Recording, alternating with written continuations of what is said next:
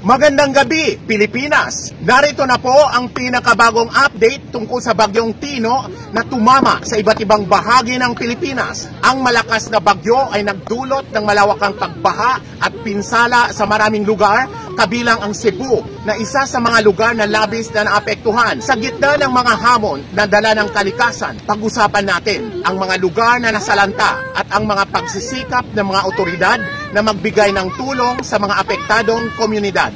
Narito na po ang headline tonight, ang pagwasak ni Bagyong Tino sa komunidad. Umabot na sa 188 ang namatay, 135 ang nawawala at 96 ang sugatan. Mahigit sa 2 milyong katao ang naapektuhan at higit sa 560,000 ang na-displace. Ang report na ito ay base sa pinakabagong update ng NDRRMC. Ang Bagyong Tino ay patuloy na nagdulot ng pinsala sa iba't ibang bahagi ng bansa. Manatili tayong updated at suportahan ang mga apektadong pamilya. Ang Pilipinas ay naghihirap sa resulta ng Bagyong Tino na nag-iwan ng trail ng pagkawasak at kaguluhan sa buong bansa. Ang bagyo ay nagdala ng malakas na ulan at hangin na nagdulot ng malawakang pagbaha, landslide at pagkawala ng kuryente sa ilang bahagi ng buong bansa. Sa Cebu, isa sa lugar na labis na naapektuhan, inilarawan ang mga residente ang eksena ng bilang apokaliptiko, parang katapusan ng mundo. Base sa kwento ng mga residente ng Cebu City, ang hangin ay umahalingling at ang ulan ay bumubuhos ng malakas. Sobra-sobra ang dinanas naming takot at pangamba at wala na kaming iniisip pa kundi ang makaligtas sa dilubyong ito. Ang storm surge ay nagdulot din ng malaking sala sa mga komunidad at sa baybayin. May mga ulat ng mga bangka ang nalunod, may mga nakitang bangkay sa may baybayin at habang umuhupa ang tubig, naging malinaw ang buong lawak ng pinsala. Ang mga bahay, paaralan at negosyo ay wasak at ang infrastruktura ng bansa ay labis na naapektuhan. Ang pamahalaan ay naglunsad ng isang malaking pagsisikap sa pagtulong na may mga emergency responder at aid worker na walang pagod na nagtatrabaho upang maabot ang mga apektadong lugar at magbigay ng tulong sa mga nangangailangan. Ngunit sa kabila ng pagsisikap na ito, marami pa ang walang kuryente, tubig o akses sa pagkain at tirahan. Habang nagkakaisa ang buong bansa upang tugunan ang kalamidad na ito, isang bagay ang malinaw. Ang mga Pilipino ay magbabalik-balik at magpapagaling, ngunit mahabang panahon ang maaaring kakailanganin dito. Samantala, sa isang pahayag, idineklara ni Pangulong Ferdinand Marcos Jr.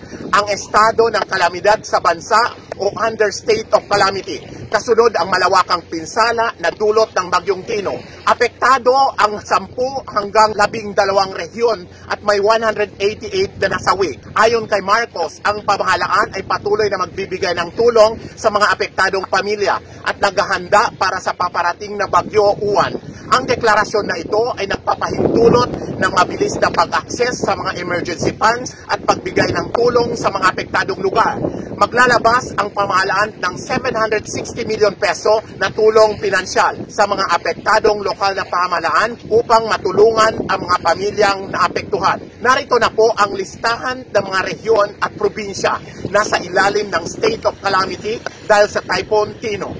Mga rehiyon sa Ilocos Region, Cagayan Valley, Mimaropa Region, Bicol Region, Eastern Visayas, Western Visayas, Soc-Sargent, Bangsamoro Autonomous Region in Muslim Mindanao o BARM, Central Visayas, specifically Cebu, Davao Oriental, Maguindanao del Sur, Capiz, Cordillera Administrative Region o CAR, National Capital Region NCR, mga naapektuhan na probinsya at syudad, Pangasinan, Cagayan, Cebu, Leyte, Southern Leyte, Eastern Samar, Negros Occidental, Iloilo, Aklan, Cotabato, Palawan, Oriental Mindoro, Romblon at Masbate. Ang deklarasyon ng State of Calamity ay magpapahintulot sa mabilisan pag-access sa mga emergency fund at pagbibigay ng tulong sa mga apektadong lugar. Paalala sa publiko, ang lahat ng video na ginamit sa newscast ngayong gabi ay iniuuwi sa kanilang mga may-ari. Walang nais na lumabag sa karapatan sa pag-aari. Ang credit ay napupunta sa mga tunay na may-ari. Yan ang ating latest update sa araw na ito, Friday, November 7, 2025. Ako si Nicky Butlangan para sa News Pilipinas Channel. Para sa iba pang news and information, maaari pong mag-like and follow sa News Pilipinas Channel Facebook page, News Pilipinas YouTube channel, at sa iba pang social media platform. Maraming salamat po sa inyong panonood. Hanggang sa muli, manatiling alerto at impormado. Sama-sama natin ipaglaban ang pagbabago para sa tagumpay ng Pilipinas.